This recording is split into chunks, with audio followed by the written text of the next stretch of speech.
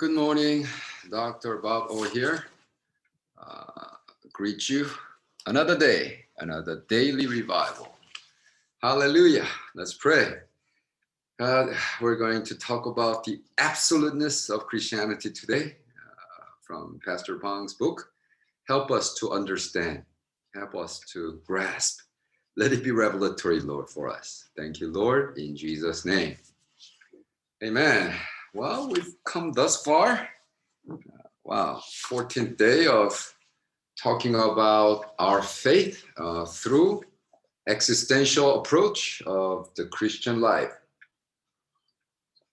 It's not theoretical. We're not going to argue about theology of it. Let it be revelatory. Let it be existential. Pastor Bang talks about salvation in 4 aspects. The cross, of course. Without the cross, there's no Christianity, right? And the reason for cross is because we're sinners. You know, hell is full of people who believe they're good enough. It is until you recognize that I'm a sinner, I need to deal with this sin problem. I need the Savior who could take me out of the sin problem. See, until you come to that position, or, actually the people who think they're sinners on earth have highly better chance of making it to heaven because they think that I'm a sinner. I need to be saved. But if you think like I'm good enough, I don't need to be saved. Why are you telling me I'm a sinner? I don't need law. I pay taxes. I keep the traffic law, and I have not cheated on my wife, cheated on my husband. I didn't abuse anybody. I did not kill anybody. I'm just good. I'm good enough. Wow. Hell is full of people like that because you have not come to terms with your sinfulness. So the cross is absolutely necessary in the package of salvation. And then if Jesus died on the cross and didn't resurrect, it was just a good rabbi, die for the people, but he has no power. So we serve living God because he's resurrected. He did not resuscitate from death. He resurrected completely. He'll never die. And then not only that, he ascends, sit at the right hand of God because it proves the deity. He was God, unclothed, his deity stepped into humanity. He lived as a man for 33 years and dies, resurrects, and ascends, occupying the same space as the God the Creator, as God the Son, and sends the Parakletos, the God, the Holy Spirit. Amen? And so now when we pray in Jesus' name, that he answers our prayer, and so that we will go through that, all the 4-stage package of salvation, 3 stages of our Christian life: justification, sanctification, and then finally glorification. For us to be glorified, he would have to come the second time, second coming of our Lord Jesus Christ. That's why we say, Maranatha, come Lord Jesus. If Jesus comes tonight, then my body will be glorified. I don't have to fast and pray. I don't have to, do media fast or any of that. Why? Because I'll have instantaneously, I'll have glorified body. Wow. Ooh, this mosquito. You need to be careful early in the morning. I just killed one just now. Wow. These are the black ones that you need to be careful because they carry dengue fever.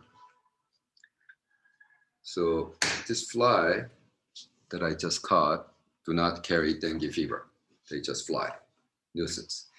So after that 3-part, right, of glorification, that's what salvation is. So listen to what Pastor Bang starts the whole absoluteness of Christianity by quoting the scripture. I'm going to read 3 times as usual. Listen, this is word of the Lord from Acts 4:12. Nor is there salvation in any other, for there is no other name under heaven given among men by which we must be saved. Nor is there salvation in any other, for there is no other name under heaven given among men by which we must be saved. Nor is there salvation in any other, for there is no other name under heaven given among men by which we must be saved. Salvation is unique and absolute. So he argues that comparing one thing to another can happen when things are comparable. One cannot compare something that is absolute with another that is relative. However, some try to group Christianity with other world religion as one of many. And from a solemn point of view, this is an insult to Christianity. The so-called religion can, of course, only be compared to other so-called religions. So you should compare Buddhism with Hinduism with Muslim, and Muslim with Zionism with all these other cults. But don't compare Christianity. He's saying that Christianity is absolute because Christianity is not religion, okay? And he's not arguing theoretically, he's arguing existentially by saying that Christian life has to be lived out, the Christian life. It's not Christian doctrine. He doesn't want to talk about Christian doctrine. Is your doctrine going up, right? Be perfect as God is perfect. Be holy as God is holy. Yeah, there's no way we're going to be perfect, but try it. That attempt by faith is called the Christian life, which we're going to cover tomorrow. But I'm getting ahead of myself.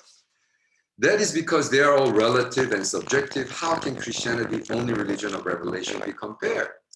He's talking about in the philosophical absolutism versus relative. What is relative? This is our relative. Yahera, battle. Exactly 40 years ago. I've said this few times already. It's such an interesting story.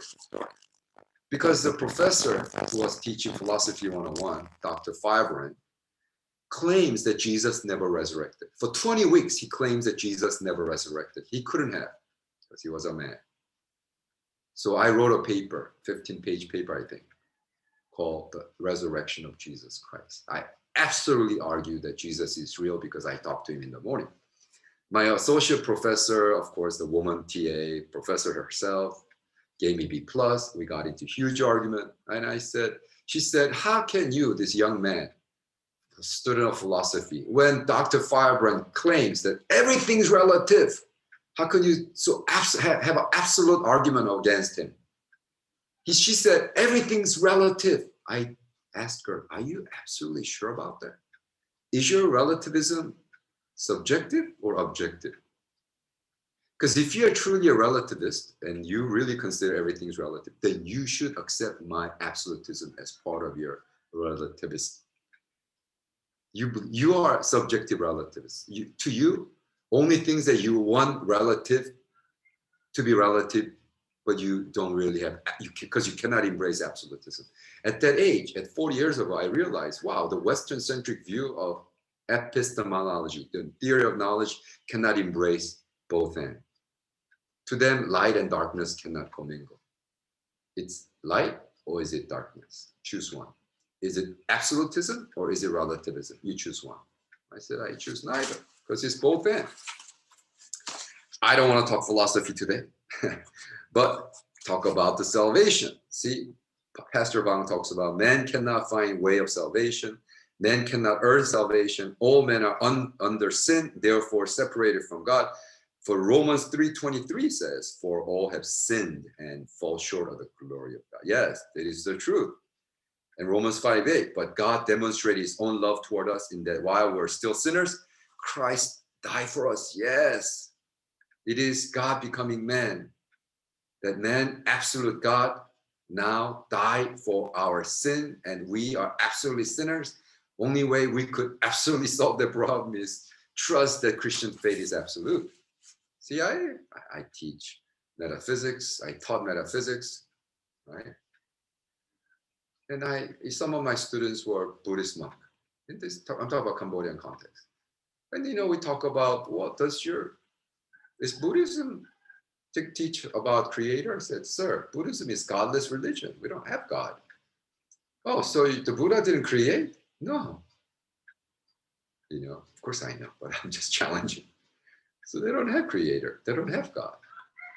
Right? How can you compare Buddhism with Christianity when Christianity claims there's only way, absolute God, and this creator has solved our sin problem. So what he's arguing is, well, let religion compare each other because everything's relative for them. But we believe in only God, absolute. There's only one way to heaven. Now, that doesn't mean that now because we're absolute, now we're going to have to go, go kill Muslims and Hindus and Buddhists. No. See, the whole ecumenical spirit, and Pastor Bang actually participated and endorsed WCC, World Council of Churches. And, when he was found out, they made a big deal. They created a whole anti-Bangji movement saying that he sold out, he's no longer Christian, all kind of nonsense. The whole ecumenical movement, the spirit of ecumenical movement is not to agree theologically, not to agree doctrinally, not to say that our faith is same. Just like when I was taking a course at Oxford, well, there's supposedly this world famous professor from Union Theological Seminary. I still remember his name because it's Dr. Peter Pham. It's Vietnamese, Pham, Dr. Peter Pham. And he was talking all this stuff. And I'm thinking, hey, doesn't that sound really like a gospel? And his argument is like, well, let Buddhists climb their mountain of salvation. Hindu climb their mountain of salvation. Christian, go to your mountain of salvation, and ultimately we all reach our salvation destination. It's absurd, but they say, can I see them in heaven? See, that's the point. Because to them, it's everything relative. And he's comparing this other religion with Christianity, and absolutely fault. 40 years ago, Bob would rebuke him, saying that that's nonsense. You cannot put absolute with relative because they're absolutely wrong. But that doesn't mean that we argue and fight. The whole spirit of ecumenical movement is that, yes, we disagree and Christianity is absolute, but under the name of faith, name of God, we don't want to kill each other. Can we harmoniously coexist? So there will be peace. So that we could share the gospel. Do you think that when Christians became Christians and they were selling everything 2,000 years ago, their property, they're only feeding other Christians? They antagonized and made other people enemy of their faith? No. They embraced them, loved them, regardless of their faith. And that's the spirit of ecumenicalism. And that's why that Pastor Bang was involved with ecumenism. That's why he joined WCC. He worked with WCC. Because he was the head of the state of Christianity in Korea. How could a head of the state of Christianity in Korea, not promote peace, shalom? How can Christian not be a shalom peacemaker?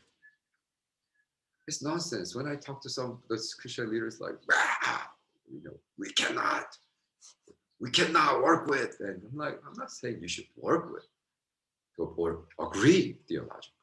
But imagine if a monk, a Catholic priest, and an evangelical pastor like me, Protestant pastor like me, come together. Should we hate each other? Yell at each other? Pointing finger. You're gonna die and go to hell? Why? I think we should have enough character of Christ forming in us. And then share the gospel. Well, yeah, that's absolute. I don't compromise. When I meet them, I don't say, yeah, you could reach your own nirvana and you could reach your heaven and I'll reach mine. No, I am not Peter Pham. I disagree. No, there's only absolute. There's only way to heaven. But hey, how are you doing? How are you doing your ministry? Let me learn from. Not to agree theologically. Not to agree in faith. No. If three of us meet and at the end of the meeting, I want the monk to say that, man, this guy is the coolest guy I ever met. We'll disagree theologically. We would agree to disagree, and that's okay. That's the point. And he's also arguing the same thing. It says that all, as a Korean proverb goes, does not all lead to Seoul. All the road leads to Rome. But I guess Koreans are saying that all the roads lead to Seoul, No, it doesn't, right?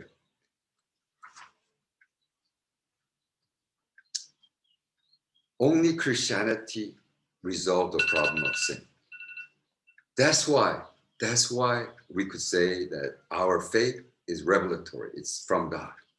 And that's why we do not compromise our truth of Christianity to make other party feel good and appreciate it. We deny our absolute truth when we act this way. And I would also say, I would not deny the truth from revelatory to others, right? If one believes Christianity is unique and absolute, right, and compromise is truth when sharing with others, it's better just be silent. If you're not certain, be silent. But when given a chance, whether in midst of Hindus, or Muslims, or Catholics, or whatever, what do you believe? Well, I believe that Jesus is the only way. I believe there is a heaven. That only way, pathway to that is Jesus Christ. That's what I believe. And then Muslims say, you mean that I'm going to die and go to hell? No, I just said that only way is through Jesus Christ. Right? There's only one way to be saved. That's absolute, objective. Other religion can be compared with another. Christianity is incomparable. Why? Because we're absolute.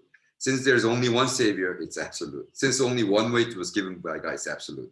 It is completely solved the problem of sin because it's absolute to all the absolute sinners. Until we come to terms that I'm a sinner, the road to salvation is not available to you. Why? Because you're good enough. You don't need Jesus. You just want to go to church and become a better person, become a nicer person, maybe, overcome some sin, get healthy, wealthy, praise God. I believe in prosperity gospel. Not the cross, not the resurrection, not the ascension, not the coming of Jesus.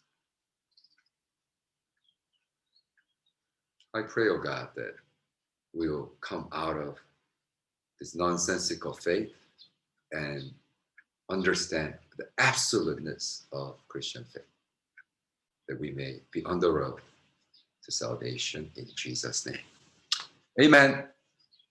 See you guys tomorrow. Love you. Bye.